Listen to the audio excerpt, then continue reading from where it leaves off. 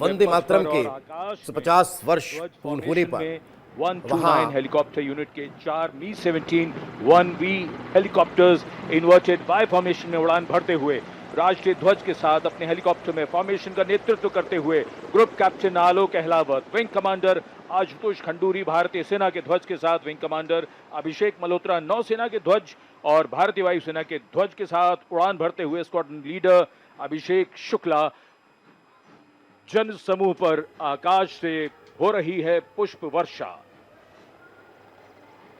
जाग उठी है सुबह, जाग उठा है दिन, जागे हुए भारत का जागृत है गणतंत्र, हमारा 77वां गणतंत्र दिवस।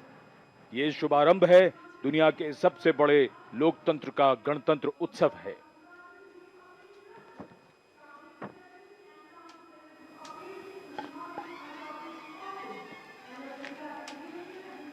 सलामी मंच की ओर अपने वाहन में बढ़ते हुए आज के समारोह की भव्य परेड की अगुवाई कर रहे हैं parade commander lieutenant general Bhavnish Kumar.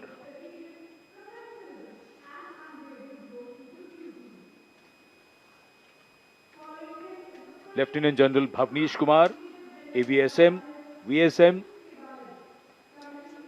General officer commanding Delhi area, दूसरी पीढ़ी के अधिकारी लेफ्टिनेंट जनरल भवनीश कुमार ने 1989 में कमीशन प्राप्त किया। आज की परेड के commander lieutenant general Bhavnish Kumar.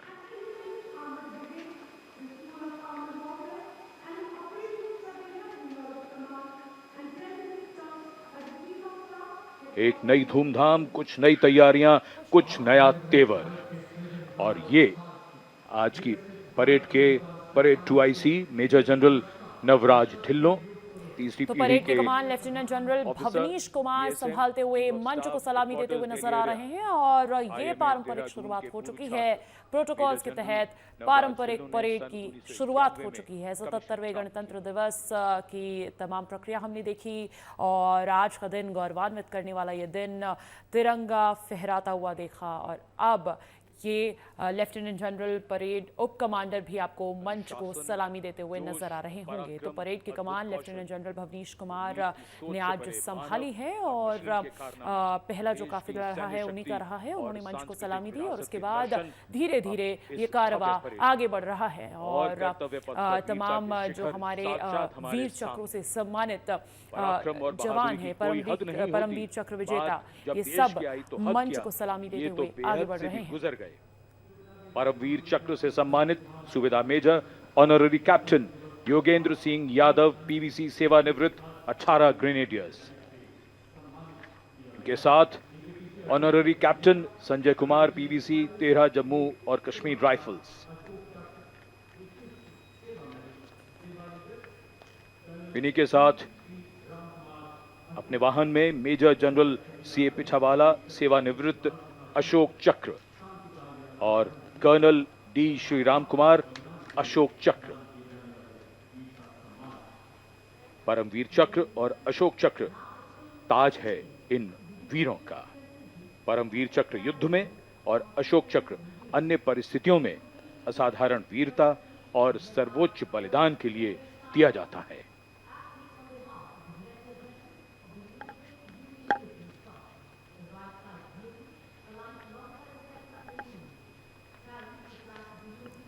ये तस्वीरें आपके टेलीविजन स्क्रीन पर देश के वे वीर सपूत जिन्होंने अपने अदम्य साहस से भारत की रक्षा और सुरक्षा के साथ साथ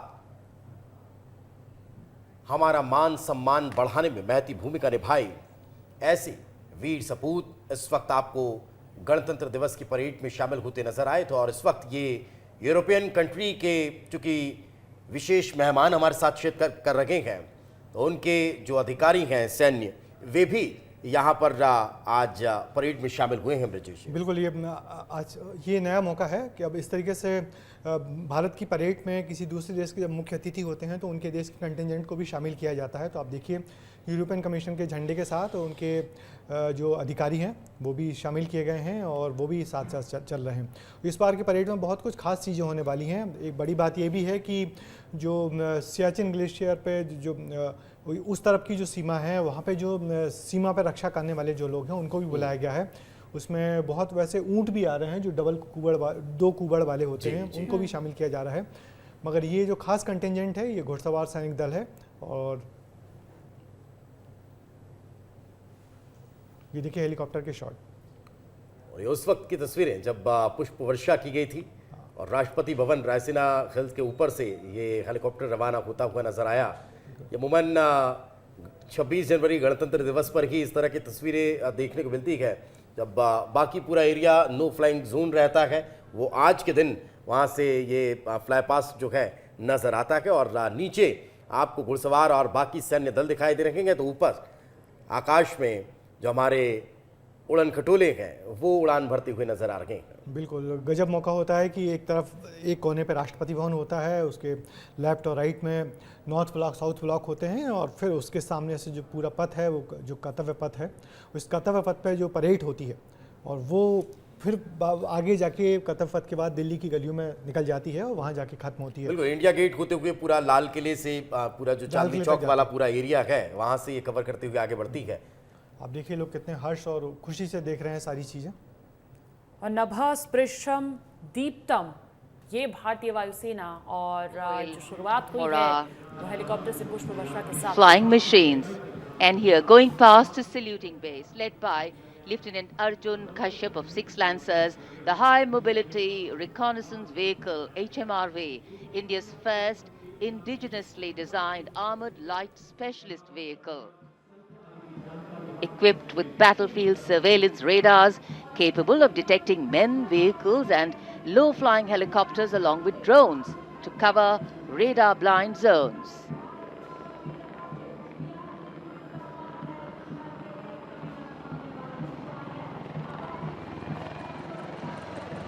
And now flying is the Garud formation, a powerful display of indomitable spirit of our Apache attack helicopters, known for its unmatched power and lethality across the world. 2 Apache helicopters flown by Colonel Vikrant Sharma, Sena Medal, along with Lieutenant Colonel Manoj Saraswat. Lieutenant Colonel Sudeep with Major Aditya flying the 2nd Apache. वायु विचरण करते वायु योद्धाओं के साथ साथ सलामी मंच के सामने भारत की सामरिक शक्ति का प्रदर्शन करता हुआ T-90 टैंक और साथ में मेन बैटल टैंक अर्जुन।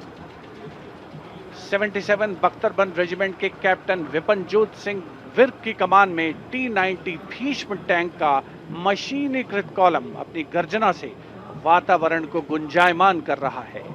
और उसके ठीक बाईं ओर है 75 आर्म्ड रेजिमेंट के मेजर हितेश मेहता की कमान में अर्जुन MK1 मुख्य युद्धक टैंक।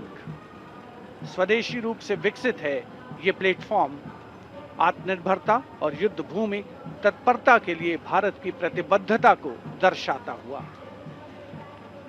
उसके ठीक पीछे BMP-2 और नाग मिसाइल प्रणाली एक साथ शान से आगे बढ़ते हुए भारतीय सेना की मशीनीकृत ताकत के 2 शक्तिशाली प्रतीक हैं। ये 2 गार्ड्स के कैप्टन अक्षय कुमार बाली के नेतृत्व में द मैकेनाइज्ड इन्फेंट्री रेजिमेंट का BMP-2 कॉलम आगे बढ़ रहा है और साथ में है Nag missile system MK2 17 mechanized infantry regiment के लेफ्टिनेंट शशांक शर्मा के नेतृत्व में। नाग मिसाइल सिस्टम रेजिमेंट का आदर्श वाक्य है 17 मेघ हर मैदान फतेह, उसे दर्शाता हुआ।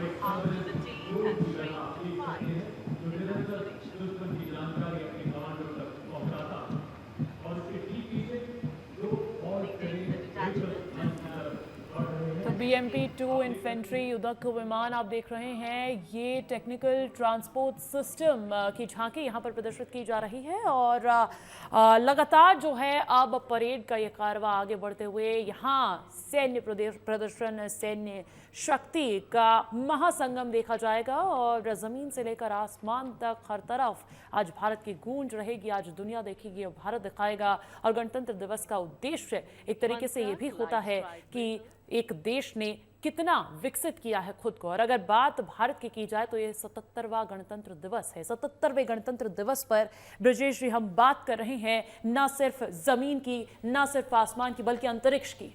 बिल्कुल, अंतरिक्ष की तरफ हम लोग जा चुके हैं और जैसे कि आज की समारोह की शुरुआत में सबसे पहले शुभांशु शुक्ला हैं, उनको सरकार ने सम्मानित किया है, वो बहुत बड़ी बात है। और माने हम तमाम पूरा हमारा देश अब अंतरिक्ष की तरफ भी निगाहें देख रहा है।